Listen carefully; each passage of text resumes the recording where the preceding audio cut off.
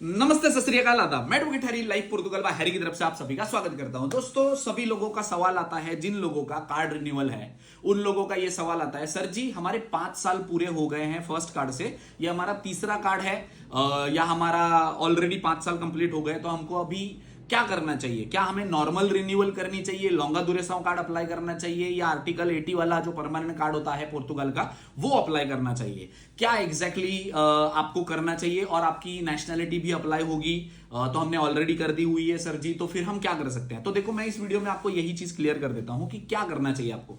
सी, अगर आपके 5 साल फर्स्ट कार्ड से पूरे हो चुके हैं, आपने नेशनैलिटी अप्लाई कर दी है ऑलरेडी, तो नेशनैलिटी का प्रोसेस है 2 साल का। ठीक है, मेरी मानो तो मैं आपको बोलूंगा कि आप नॉर्मल कार्ड रिन्यू करो। ये मेरा सजेशन है, मैं कह नहीं रहा हूं, मेरा सजेशन है। अगर मानना है तो मानो, नहीं तो कोई प्रॉब्लम नहीं है। मैं बस इन्फॉर्म कर रहा हूं और आपको एक्सप्लेन कर रहा हूं कि क्यों। तो मेरे हिसाब से अगर आपका पहला कार्ड है, दूसरा कार्ड है, आपका 5 साल कंप्लीट हो गया फर्स्ट कार्ड से और आप रिन्यू करना चाहते हो, तो मेरे ख्याल से आप नॉर्मल रिन्यूअल में जाओ। क्यों? क्योंकि आपका नेशनैलिटी आपने ऑलरेडी अप्लाई किया हुआ है, उसका ज्यादा से ज्यादा जो प्रोसेस जाएगा वो 2 साल का जाता है, या चलो 2.5 साल का पकड़ लो। फिर भी जो आप नॉर्मल कार्ड रिन्यूअल करते हो वो 3 साल का आता है बेसिकली। ठीक है, आपने नेशनैलिटी अप्लाई की हुई है, 2 साल में उसने मिल जाना है, अप्रूव हो जाना है। 2.5 साल ज्यादा से ज्यादा, अगर किस्मत माड़ी मोटी हुई तो 2.5 साल में आपको आपका कार्ड वैलिड होते होते नेशनैलिटी अप्रूव हो जाएगी। उसके बाद आपने पासपोर्ट और करता होते सीधा दाव ही लेना है, राइट?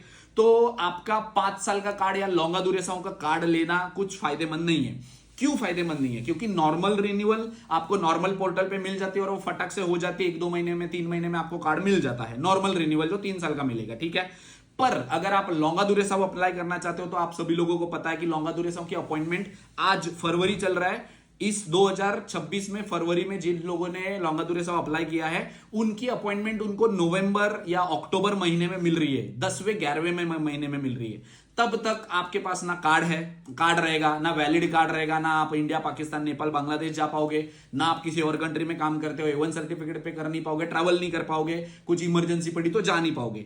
वो अपॉइंटमेंट लॉन्गा ड्यूरेशन की तब की है।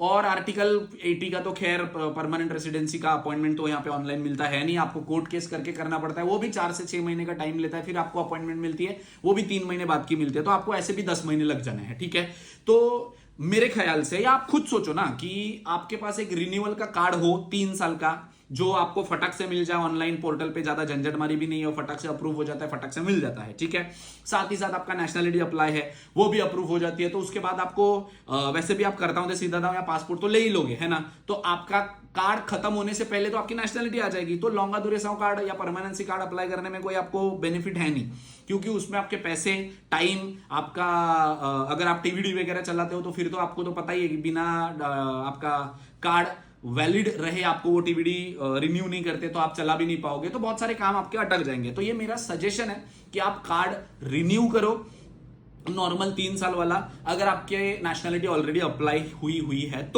तो सर जी, कई लोगों का ये भी सवाल आता है, सर जी लॉन्गा ड्यूरेशन कार्ड हम अप्लाई कर देते हैं तो हमें दूसरे कंट्री में काम करने के लिए मौका मिलता है, हम दूसरे कंट्री में जाके काम कर सकते हैं, थोड़ा पैसा कमा सकते हैं। तो देखो, ये भी लॉजिक मैं आपको बता देता हूं।